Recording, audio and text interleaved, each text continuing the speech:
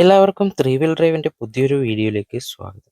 അപ്പോൾ നമ്മുടെ ഇന്നത്തെ വീഡിയോ എന്ന് പറയുന്നത് ടി വി എസ് കിങ്ങിൻ്റെ ബ്രേക്ക് ഷൂ ചേഞ്ച് ചെയ്യുന്നൊരു വീഡിയോയാണ്. അപ്പോൾ വീഡിയോയിലേക്ക് എല്ലാവർക്കും സ്വാഗതം. അപ്പോൾ ആദ്യം നമ്മൾ വീല് ലൂസ് ചെയ്തിട്ട് വേണം ജാക്കി വെച്ച് വാഹനം ഉയർത്താനായിട്ട്. അപ്പോൾ ഇവിടെ ഞാൻ സ്ഥിരമായിട്ട് ചെയ്യുന്നത് ജാക്കി വെച്ചതിന് ശേഷം വീല് ഉയർത്തിയിട്ടാണ് അഴിക്കാറ്. അപ്പോൾ എങ്ങനെയാണോ സൗകര്യം അങ്ങനെ ഊരുക. അപ്പോൾ നമുക്ക് വീല് ആദ്യം ഊരിയെടുക്കാം. അപ്പോൾ അതോടൊപ്പം തന്നെ നമുക്ക് ബ്രേക്ക് ഷൂവിൻ്റെ കുറച്ച് കാര്യങ്ങളും ഈ വീഡിയോയിൽ പറഞ്ഞു പോകാം.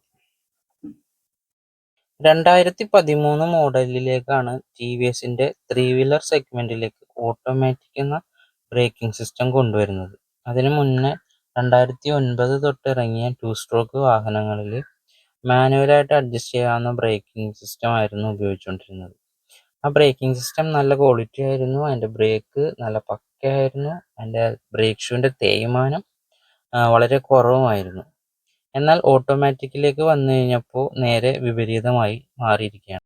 ഓട്ടോമാറ്റിക് ബ്രേക്ക് ഷൂവിൻ്റെ തുടക്കകാലത്ത് ഏകദേശം 50,000-60,000 കിലോമീറ്ററോളം ഒരു പാഡ് കിട്ടിയിരുന്ന സാഹചര്യത്തിൽ ഇപ്പോൾ നിലവിൽ കിട്ടിക്കൊണ്ടിരിക്കുന്നത് 20,000-നും 30,000-നും ഇടയിൽ മാത്രമാണ്. ഏകദേശം നല്ലൊരു തേയ്മാനം തന്നെ ഇപ്പോൾ വരുന്ന എല്ലാ ബ്രേക്ക് ഷൂവിനും നിലവിലുണ്ട്.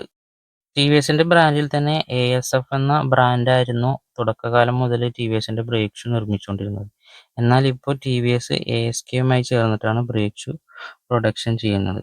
അതിൻ്റെ ക്വാളിറ്റി ആണെങ്കിൽ ഇപ്പോൾ വളരെ മോശമാണ്. നിങ്ങൾക്കിപ്പോൾ കാണാൻ പറ്റും, ഇത് 30,000 കിലോമീറ്റർ ഓടിക്കഴിഞ്ഞിട്ടുള്ളൊരു ബ്രേക്ക് ഷൂവിൻ്റെ അവസ്ഥയാണ്. ഇപ്പോൾ ഒറിജിനൽ ബ്രേക്ക് ഷൂവിൻ്റെ ക്വാളിറ്റി കുറവുള്ളത് കൊണ്ട് തന്നെ നമ്മളിപ്പോൾ ചേഞ്ച് ചെയ്ത് വിടുമ്പോഴേക്കും കസ്റ്റമർ എപ്പോഴും പറയുന്നത് ബ്രേക്ക് ശരിയായിട്ടില്ല, ബ്രേക്ക് കുറവാണ് എന്ന് പറഞ്ഞ് രണ്ടാമതും മൂന്നാമതും ഒക്കെ റീസെറ്റ് ചെയ്യേണ്ട അവസ്ഥയും വരുന്നുണ്ട്. പിന്നെ പറയാനുള്ളത് ബ്രേക്കിൻ്റെ ഒരു പരിപാലന രീതിയാണ്. ഏകദേശം ഒരു 10,000 കിലോമീറ്ററിൽ 3 വീലും അഴിച്ച് പൊടിയൊക്കെ കളഞ്ഞ് റീസെറ്റ് ചെയ്ത് തേയ്മാനങ്ങളൊക്കെ ചെക്ക് ചെയ്തിട്ട് വേണം നമ്മൾ വാഹനം യൂസ് ചെയ്യാനായിട്ട്. പിന്നെ ടി വി എസിൻ്റെ ബ്രേക്ക് ഷൂവിന് ഇപ്പോൾ തേയ്മാനം കൂടുതലുള്ളത് കൊണ്ട് തന്നെ ഇപ്പോൾ പല കസ്റ്റമറും ബജാജിൻ്റെ ഒറിജിനൽ ബ്രേക്ക് ഷൂ യൂസ് ചെയ്യുന്നുണ്ട്. അതുപോലെ തന്നെ ലോക്കൽ ബ്രേക്ക് ഷൂസും ഇപ്പോൾ ടി വി എസിന് പറ്റുന്ന തരത്തിലുള്ള ബ്രേക്ക് ഷൂസും ഇപ്പോൾ അവൈലബിൾ ആയിട്ടുണ്ട്. അതുകൊണ്ട് തന്നെ അങ്ങനെ ലോക്കൽ പ്രോഡക്റ്റ്സിലേക്കും ഇപ്പോൾ മാറിക്കഴിഞ്ഞിട്ടുണ്ട് പല കസ്റ്റമേഴ്സും. ഞാനിവിടെ ഇപ്പോൾ ഇന്ന് എന്തായാലും ഇടാൻ പോണത് ടി വി എസിൻ്റെ ഒറിജിനൽ ബ്രേക്ക് ഷൂ തന്നെയാണ്. അപ്പോൾ ആ ബ്രേക്ക് ഷൂ സെറ്റ് ചെയ്യുന്നതിൻ്റെ വീഡിയോ ആയിട്ടാണ് നമ്മളിന്ന് ഈ വീഡിയോ ആയിട്ട് വന്നേക്കുന്നത്. അപ്പോൾ അതിനോടൊപ്പം പറഞ്ഞു പോയപ്പോൾ കുറച്ച് കാര്യങ്ങളും കൂടി നിങ്ങൾ മനസ്സിലാക്കിയിരിക്കാൻ വേണ്ടി പറയുന്നതാണ്. ഇത് കമ്പനിയുടെ ഭാഗത്തു നിന്ന് ആരെങ്കിലും കാണുന്നുണ്ടെങ്കിൽ ഇതിനൊരു തീരുമാനം അവരുടനെ എടുക്കുമെന്നൊരു പ്രതീക്ഷയിലാണ്. പിന്നെ നമ്മുടെ വാഹനത്തിൻ്റെ ലൈനർ ഒരഞ്ഞുണ്ടാവുന്ന പൊടി തന്നെ നമ്മുടെ ഡ്രമ്മിനെയും നമ്മുടെ ലൈനറിൻ്റെ തേയ്മാനത്തിനെയും കൂടുതൽ എഫക്റ്റ് ചെയ്യാറുണ്ട്. അതുകൊണ്ട് തന്നെ പറ്റുന്ന സമയങ്ങളിൽ എല്ലാം തന്നെ ബ്രേക്ക് ഷൂവും ഡ്രമ്മൊക്കെ അഴിച്ച് ഇതേപോലെ പക്കയായിട്ട് ക്ലീൻ ചെയ്ത്. പിന്നെ ഇത് ബ്രേക്ക് ഷൂവിൻ്റെ റേറ്റും കാര്യങ്ങളും വരുന്നത്, ഒരു വീലിലേക്ക് വരുന്ന ബ്രേക്ക് ഷൂവിൻ്റെ എണ്ണം എന്ന് പറയുന്നത് 2 പാഡ് ഉണ്ടാവും, 2 പിന്നുണ്ടാവും, 2 ലോക്ക് ഉണ്ടാവും. അപ്പോൾ ഇതിൻ്റെ റേറ്റ് വരുന്നത് 300 രൂപയാണ് ഒരു വീലിലേക്ക്, ഒരു വീൽ സൈഡിലേക്ക് വരുന്ന റേറ്റ് എന്ന് പറയുന്നത്. ഇനി ഞാൻ ഇതിൻ്റെ പഴയ ബ്രേക്ക് ഷൂവും പുതിയ ബ്രേക്ക് ഷൂവും നിങ്ങളൊക്കെ കാണിച്ചു തരാം.